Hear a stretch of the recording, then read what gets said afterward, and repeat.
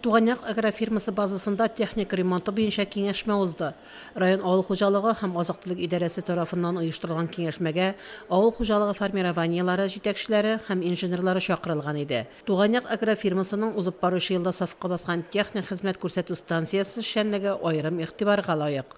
Туганьяк базасында менә яңа станция техническое обслуживание төзүләр бит. Шуны да хуҗалыкларга күрсәтеп, аларның үзләренең фикерләре бар. Дальше больше бүтән хуҗалыкларның техникасын да ремонтлау мөмкинлеген алар әйтәчәкләр инде условияларда. Чөнки монда современный техник обслуживание станциясе ясалды. Анда бүтән техника яңа, заманча итеп эшләнгән, кешеләргә эшләргә җайлы, җылы. Татарстан Республикасы авыл хуҗалыгы һәм азык-төлек министрлыгы тарафыннан 1 апрельгә кадәр барлык төр тракторларны, тагылма коралларны һәм шәшү агрегатларын әзерлек сафына кую таләп ителә.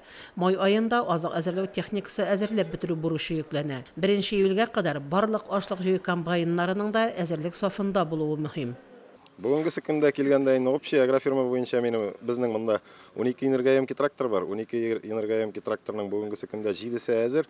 4-се хәзер безнең монда ремонтта тора бинада.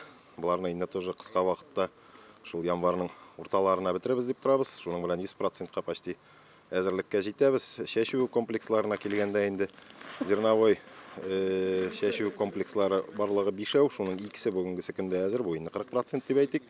Туганьяк агрофирмасының техник хезмәт күрсәтү станциясе чыннан да тулы бер завод цехын хәтерләтә. Бина эше җылы, якты, юыну өчен дә, туклану өчен дә аерым заллар бар. Туганьяклыларның эш гамәлләре белән уй-хыяллары һәрвакыт туры килә. Яңа уңыш елында да алар сынатмаслар, беренчеләрдән булып басу кырларга юл тотарлар. Фәридә Гайнтинова, Динар Нуртдинов, Мөслим телевидениесе.